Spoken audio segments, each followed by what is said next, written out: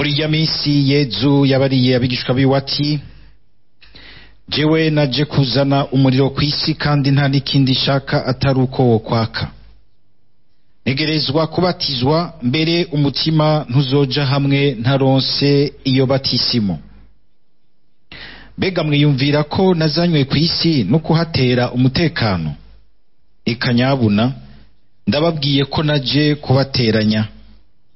Kuva ubu inzu izoba ibamwo batanu bazoshira kubiri, batatu batandukane na babiri, babiri nabo batandukane na batatu.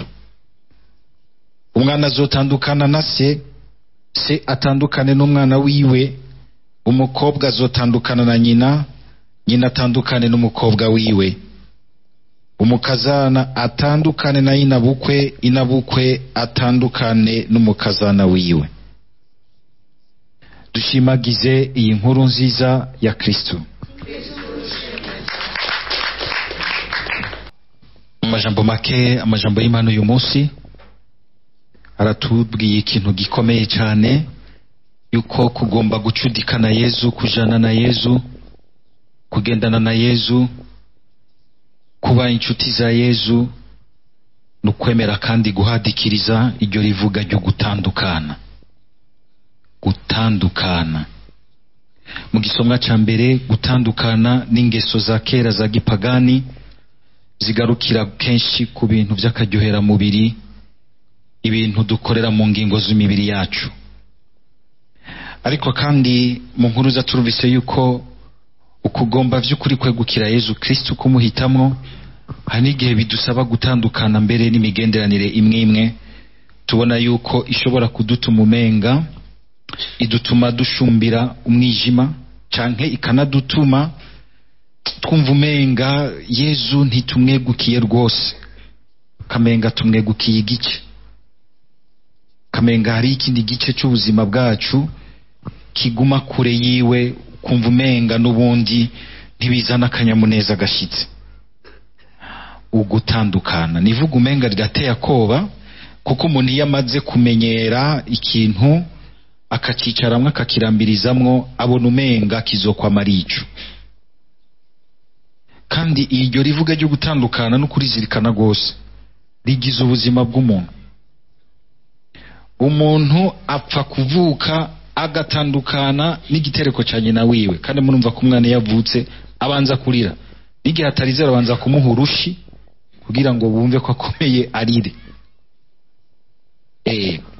Hakaza igihe agategerezwa gutandukana n'ibere rya nyina, bakamushirako agapiripiri kugira ngo acuke, ashobore gutangura gufungura ivyo kurya vy'abantu bakuze bakomeye. Hakagera igihe agategerezwa gutandukana kandi na nyina wiwe, akava mw'ijipo ya mama wiwe, agategerezwa kuja kw'ishure kugira ngo akure, akabona umenga murambona twana bazana ngaha basigaye bazana kwiga utwana tukiri nko mu magi, mukiri wa burayagura, nukuri abantu barera tujya twana ndabakuriye inkofero. Ego nukuri kose. Murambona abagabo bangange bateba bakimuka mu vyumba kubera amayira y'abana saa 8 z'ijoro. Akana kagiye kwishura kabona umenga barakariye umutima, ategerezwa gutandukana n'ubuzima bw'umuhira, agatangura kuja mu bandi. Irivuga ryo gutandukana, ndibuka rimwe musenyera ambwiye ati tandukana n'iryo shuri aho warugeze, unye uze tuguha ubutumwa, naho ubona umenga warugiye kubiheza utanguye kuryoherwa n'iki diplome kiri imbere yawe, vayo ngo turagukeneye ahantu. Kumva ko ari umururazi, mugabo kaje imbere y'Imana ukavuga uti ndi ku rugendo kandi urafise aho ruzoherera. So gupfa gutandukana uko ariko kose, no kumva neza ubwa mbere iyo utandukana n'ikintu ico uhevye, nogira nti inguvu zigusaba gutandukana muri uyu mwanya uri kurakoreramwo, umuco urimwo ko ari uvo mwibatisimo, no kumva neza ico uri kurakurikirana. Ibyo bintu bitatu birahambaye cyane, ko isanzwe kwumvira gutandukana ntuharure ikintu ugomba gukiza uvuyemwo, ni aho ushaka kubaka ikindi gishasha birakugora. ucuguma uzirora, uyakaguha imitwe, wundi akaguca mu kundi gutwi, ukaguma umenga uguma uzungagirika. Hakagera igihe bikagusaba yuko ujya imbere ya Yezu kavuga uti ndazi ko umunsi uri izina ibintu byose bizondekurana nkasigarana na wewe uzoncira urubanza rwa nyuma. Ndakeneye jewe nyene guca urubanza muri iki kintu cy'ubuzima bwanje. Gutandukana no gutangura kuba neza mu buryo bukibangutse muri rwa rubanza rwa nyuma. Rwa rubanza rwa nyuma tuzohobamwo mama wawe atagihari, umusheri wawe atagihari, uruyu rumwe kumwe n'Imana. Hari ahantu dutegerezwa kwemera ico twita la solitude intérieure. Abihebeye Imana, abapatiri twahisemwo kubaho twebwe twenyene, ico kintu sinzi ko mora mukidusomamwe. Hari abaturaba bakumva umenga tubateye ikigongwe, ahubwo wahindukira wowe ukaraba abo bantu ukumva umenga ukungene babaho badashaka kwiyafronta kuco bari, kumva umenga baraguteye ikigongwe. Kuko hazoza igihe wanse kwemera kwa front uri muri wewe, ni hamwe uca usanga umenga ugumubaho kumwiyorobeko, ugumurondera kubaho ku buryo uhimbara gusa ibigukikije, abawe, abaguha ibi na biriya, abakujeje ukucanka bagufise kwijambo. Ntiwigera ubaho mu kuri by'ukuri kw'icuri kw'Imana ishaka kukugira, kw'ikintu gikomeye wumva Imana igushiramo umutima. Mpora mbona rimwe rimwe nk'abajene hageze igihe ategerezwa gufata option yiwe, ukabona ingene bivyara crise. Nizi crise yezavuze ngo umwana azotandukana nase. Umupapa yari umujuriste, ashaka ko umwana we nawe nyene aba umujuriste, mugabo umwana ugasanga ashaka kuba nk'umumetsa, ashaka kuba umuganga, ugasanga n'induru. Umwana w'umuhungu n'umuhutu yishimiye umututsikazi, iwabo bagacakoma induru ati ntutuzanireho. Hariho abantu bamwe bamwe usanga bitana amazina mabi, sindayavugira kuri altari gutinya naje guhumanya umuntu wanje. Canke yaba umututsikazi, umututsi akigomba kwizanira umuhutukazi, batera iyo sema ati ugira ukora ikintu, kubera hari ikindi kintu uwo muntu yaremeye guhangana n'uwari by'ukuri muri we, akumva neza ati mu rukundo rw'Imana ntegerezwa gushiri ukuguru ngaha, ntegerezwa gutambukira ngaha. Ndibuka ndi kuri nsiga ngaha kuri lycée Saint Esprit, ntegerezwa gufata ingingo yo kwemera kwa patiri, nkumva ko biri muri jewe. Ico gihugu arukani gwasenga, ntumwibaze ko gwasenga bara abantu bakundira aha, naho twari mu magume bero bagakundira aha cyane, kabona umenga umuntu ari mu bintu byo gusenga umenga ariko aratumanya. Ndibuka abumvise yuko mpisemo kuja mu seminari, hari abantu wenze muga mu nyuma bagaruka bambwira bati duhezagire pati kuri mariage. None nkubu iyo mutemi iyo ntaba pati nere kubahezagira. Aha Yezu agize ati emera rimwe rimwe gutandukana, mugabo ni mu bihe bikomeye, ni mu ngingo zikomeye, si gupfa kwa makurondera umenga abantu bama bariko bari muri conflit idahera, mama ariko barapfa ibintu. Hoya ni cya gihe utegerezwa kugira shwa ikomeye y'ubuzima, kumva uti ngaha guhitamwo iki kintu nuguhitamwo Yezu, guhitamwo ikinacho nuguhitamwo kugihushane cha Yezu, nugutera akagere Yezu, c'est contre Jésus. Kandi ibyo mu buzima haragera igihe bikaba, haragera igihe bikaba. Gusaba mukama kugira ngo igihe agusabye ingingo bene iyo ntutinye, ukabanza ukaraba iyo uri kurava, ukaraba ikiyigusaba icyari cyo, aho gishingiye, ubutunzi bwaco, agaciro, hamukaraba niyo kikujana, ukumva uti ubu rero ndafashe ingingo yanje, ndahisemo Yesu. Ibindi hari igihe usanga umenga umuntu acagomba guharura ibindi by'ubuzima bwa misi yose bigiye kudurumbana cyangwa kugomba gutakara, ntugire ubwoba. Hari n'igihe usanga mbere mu mwanya ugihumeka muri ubu buzima Yesu azoguha kurya ku camwa cyiza cyo kuba wahisemo neza.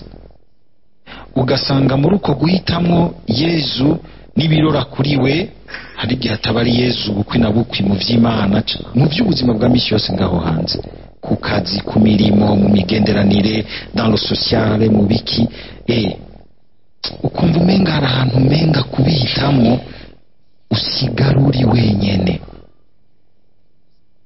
Mugabo ugasanga Yesu agomba kugukoreramo igikorwa cyuko wewe aguha kugira une longueur d'avance existentielle mu buzima bw'abantu, kugira ngo aguciye ko yugurura inzira. Muri ko kuyugurura wowe ukatera intambwe, ugasanga urugurura inzira n'abandi benshi.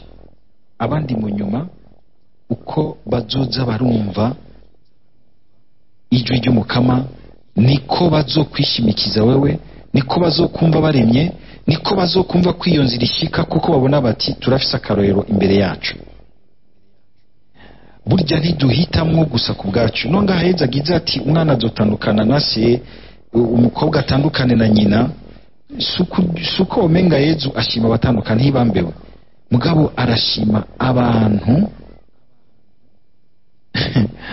b'injyamunyu, abantu bishigwa rimenetse muneza, bishigwa rimenetse muneza, kuko burya nibo bantu badukwega ubuzima bukegera imbere. Naye abantu bamusanga umenga byose bagira uko babandi babigize, uko abandi babashatse, bagatinya kwiyakira, kwakira kiriya kintu kiri mu ndiba zo gushaka kwizimana gushiramwo. Wowe nyene urapfapfana ubwawe, urabura izina ryawe, urabura igihagararo cyawe, urabura personalite, ukongera kandi ukanabuza abantu bo mu gihe cyawe kumva iyindi originality iri mu buzima bashobora kwakira nk'itunga rindi ry'ubuzima. Abantu turiyenda yuko umenga twese twosa, two kwambara bimwe, twogira mpengamiro zimwe, twoba bamwe, twoba umugambo umwe, twoba ivyiyumviro bimwe, tukibaza ngo niko kugira ubuzima burimo ubuhigwe hibambewe. Ubu butandukane uko n'amavisage yacu atandukanye n'ishaka ry'Imana, no kuvyakira nk'ingabirano y'Imana. Rimwe rimwe n'umuvyeyi agategerezwa kwa fronta uko gutandukana n'umwana wiwe, gira ati ndumva ko nagushakira iki, n'ubu usubira umusohore katiyo placenta. Hariho abantu bagira ko basohoye abavyeyi mugabo babagumyemwo, batigeze baca uruzogi rw'ukuri rw'ubuzima. Umwana agapfapfana agapfira mu cyumviro wamushatsemwo, kandi nawe afise ikintu Imana yamuremyemwo kugira ngo imugire yindi ngabirano original izanye muri ubu buzima. Kumenya kubaha ubutandukane bw'uwundi, ikiyumviro kiwe gitandukanye n'ikiwanje,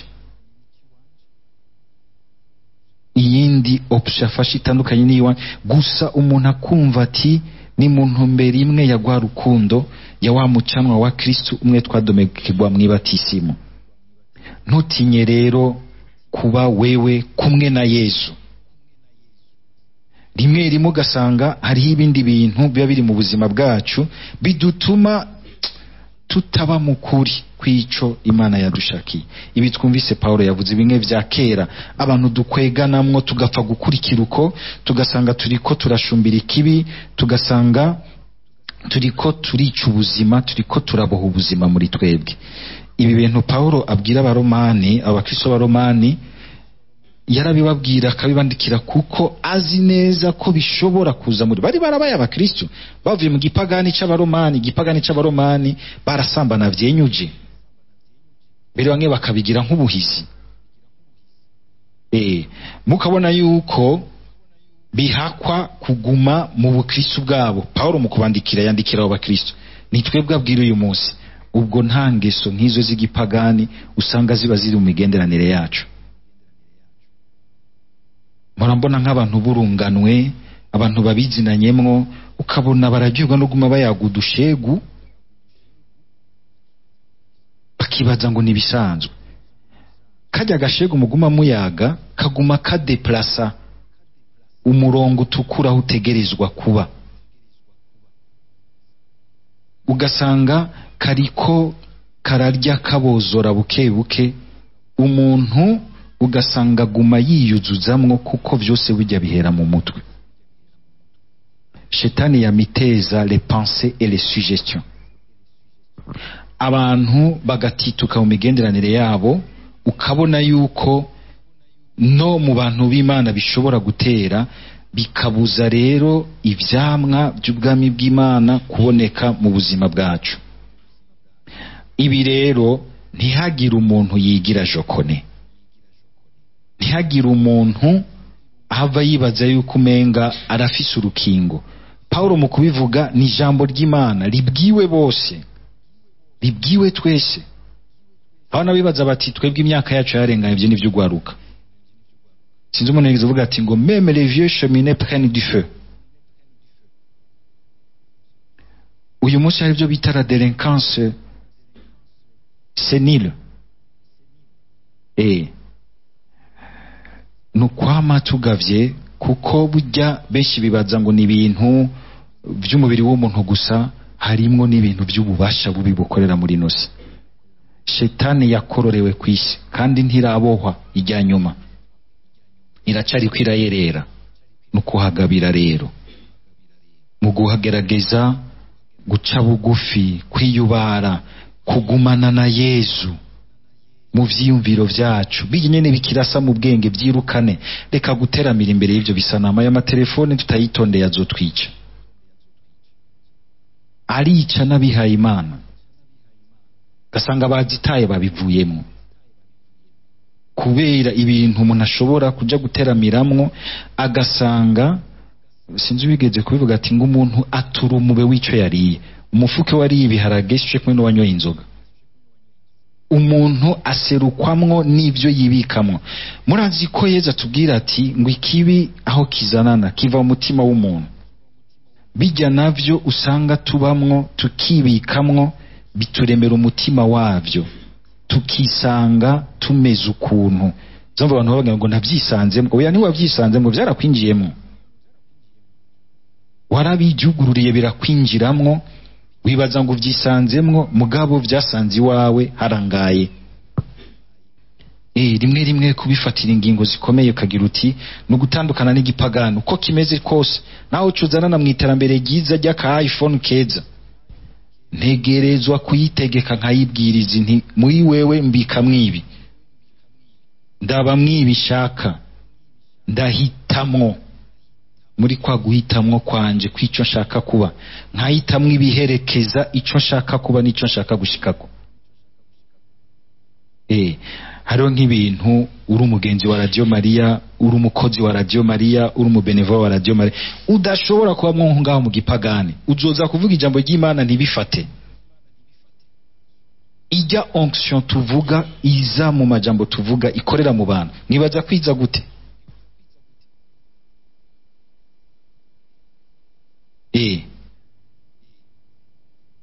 Ni environnement ububamwo yose y'Imana, aho Imana ishunguruka ikiyumva, isanze hari ibintu bene ivyo biragora. Uzokwigisha ibintu vyiza mugabo bimere nka gwa ruti rw'amivya nako gwama amashami, ariko ntihaboneka icamwa. Abantu ntibakire mu ngeso, ntibakire mu mpengamiro, ntibakire iki, ukumva umenga hariho ibintu biza birapfa. Nitubisamare ko nitubisinateko. Hariho ibintu ushobora gusanga mbere ko benshi inye biba muri gwihishwa, akibaza ko yishije mugabo ntamenye ko ariko yicira indani muri we. Na cane cane muri ibi bihe usanga umenga hariho imico myinshi. Murabona ibi by'abashuga daddy n'abamami, sugar mami, nabo nyene bariho. Twe twakora twumva ngo abamaraya, hari abantu bitwa abapfuzi. Ivyo bintu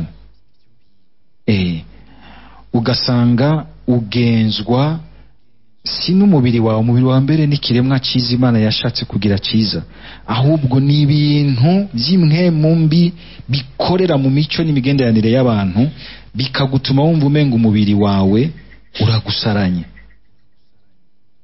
Sinzi wigeze kuja avuga ati zuranywa amazi ashushe wogura udushe biheze bitekana. Mugabo si ibyo bitekanye, ibyo ni ibintu twakira muri twebwe, ni mindset, ni ingene tugomba kuba ku buzima bwacu. Nivyo kandi hari abo bishobora gutera mugabo, kandi kwijambo ry'Imana ribizanye uyu munsi tumenye yuko ivyo bintu birakira. Twarabonye abantu benshi bakize ibintu batopfuye bagisubira kwigobotoramo, kuko barondeye gukira, kuko bemeye kugwana. Uba ari bazima buzuye umwidegemvyo kumva ati vraiment ndumva iyo Yesu yankuye, ndashaka gushinga intaye, ndashaka gufasha abandi. Mukama kugira ngo ivyo bintu ntivyigere bidutsinda, ngo bigume vyica ubuzima bw'Imana, bitubohe, bitugira abaja n'abashumba bavyo, kuko burya utagombye kugwana naco birashobora gushika ukabigwamwo. Mugabo byuka, haguruka ubandanye, raba neza, raba aho bizirikiye, aho bifatiye, cuwo mugozi, heba amarurasya mwamwe, igiza yibi canke biriya, uzokumva yuko mu nyuma ubohoka, mbere vya bindi vyose navyo bikagaruka, bikaronga umuhezagiro mushasha, bigatora intumbero. Ni nkuko kandi n'akaryo keza ko ijambo ry'Imana rigira riti wowe nawe wabohotse, we nawe utarabigwamo, urabuhagarare neza, kugira ngo Mukama guce ko aheza atera intege abandi bariko baragwana bagomba kubivamo.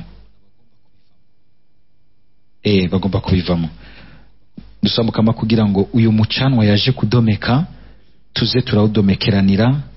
Kuri bamwe bamwe ushobora gusanga warazimye, atugwiriza ubuhinga bwo kurobana muri bene iyo migenderanire, usanga yaramaze kutuboha abantu gusa tukaguma twicwa n'isoni, ariko atanumwe ahaguruka agira ati nonaho Mukama ashaka ko dukora iki kugira ngo twunganire uwundi. Oya, ma reputation ngomba kuguma ndi mwiza, bose bamvuge neza, bambone neza. Mugabo uri kukiziki, uri kutabariki, uriko wegeza ubuzima he? Nitugire gusa ubukristo bwo kwicungera, ariko ubukristo bwo kwicungera kandi ubukristo offensif. Abantu dutegerezwa kuja gukora ubutumwa, tukagabanya imbibe z'ubwami bwa shetani mu gukunda Umukama, kundira Umukama akadufasha, tukagura imbibe z'ubwami bw'Imana, tukazagura mu mutima wacu, tukazagurira no hafi yacu, tukazagurira no hafi yacu. Umukama adushoboze, aduhezagire uyu mucanwa wiwe mwiza, kandi ikivumbiko ciza c'umucanwa utigera uzima wiwe uhore muri twebwe, twame twumva yuko muri ubu buzima turi kwishantiye y'Imana, y'ubwami bw'Imana, kandi ko ubuzima bwacu yabuhezagije abandi. Amen.